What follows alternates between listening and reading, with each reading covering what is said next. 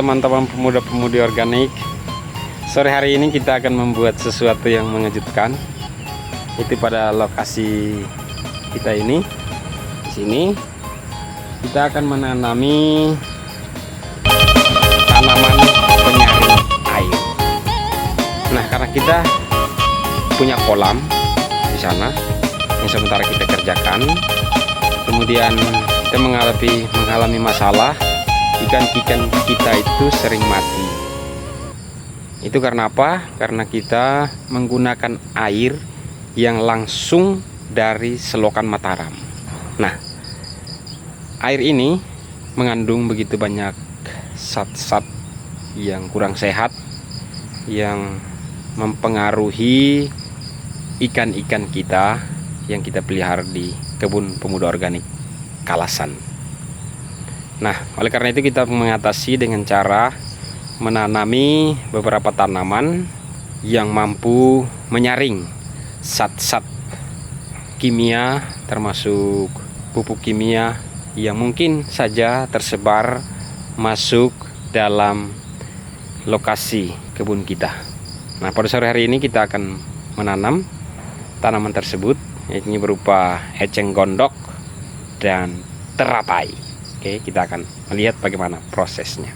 Teman-teman, inilah tanaman eceng gondok kita yang akan kita bawa ke tempat yang tadi. Oke, mari kita ambil.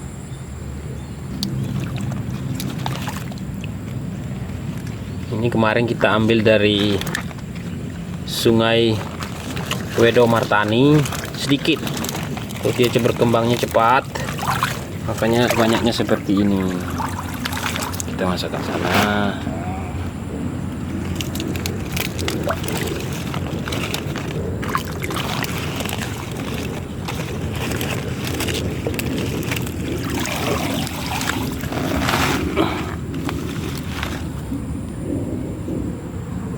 Ini kita bungkus dengan karung.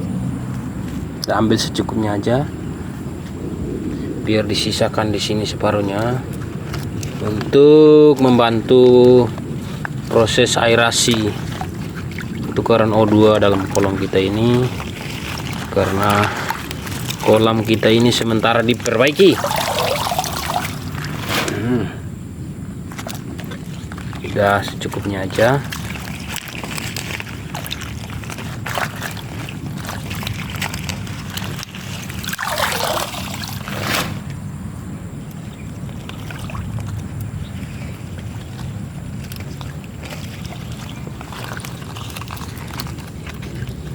Ada yang hampir berbunga. Ini teman-teman,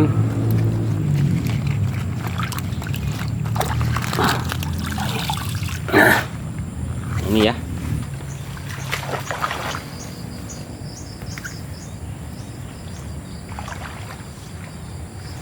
Teman-teman, jadi kita akan membuat filter kecil dengan menggunakan tanaman ini. Ini adalah teratai, ini adalah eceng gondok.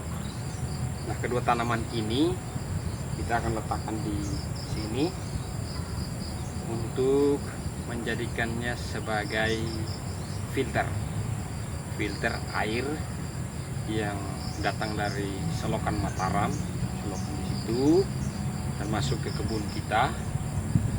Dan kebanyakan air ini kita pakai untuk kolam kita.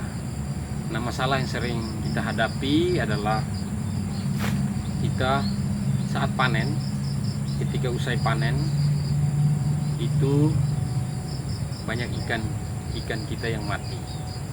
Karena apa? Setelah kami analisis, ternyata itu karena zat racun yang terakumulasi di selokan Mataram itu terbagi juga di kolam kita, karena kita menggunakan air selokan Mataram tanpa filter terlebih dahulu. Nah, kita akan mengatasi masalah itu dengan menggunakan tanaman teratai dan eceng gondok. Nah, kedua tanaman ini kita akan tanam di sini dan juga di sepanjang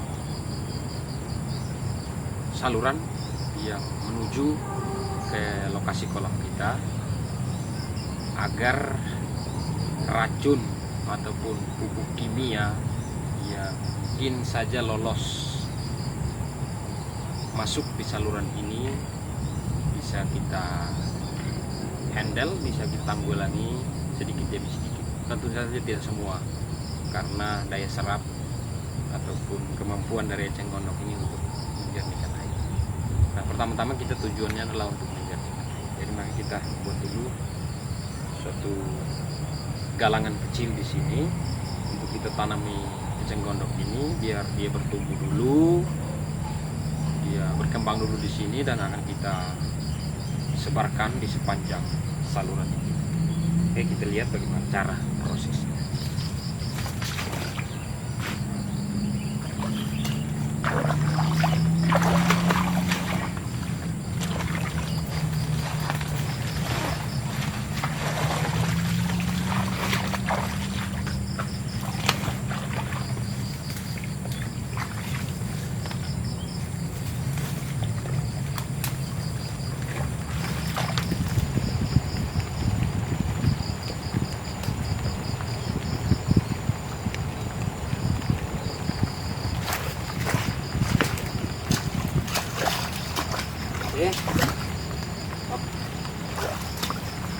Oke teman-teman, setelah kita buat seperti ini, terus kita kasihkan organ biar cepat bertumbuh dia.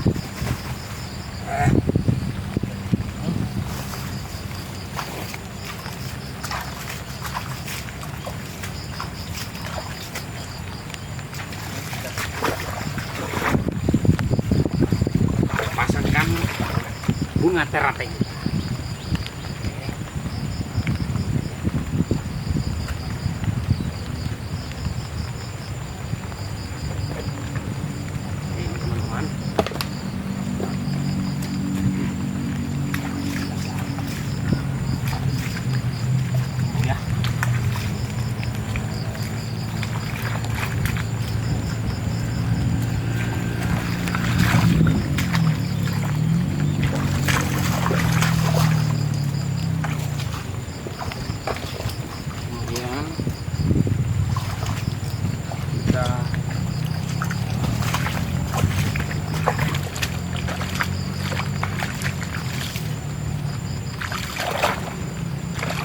Bagi eceng gondok yang kita buka sebenarnya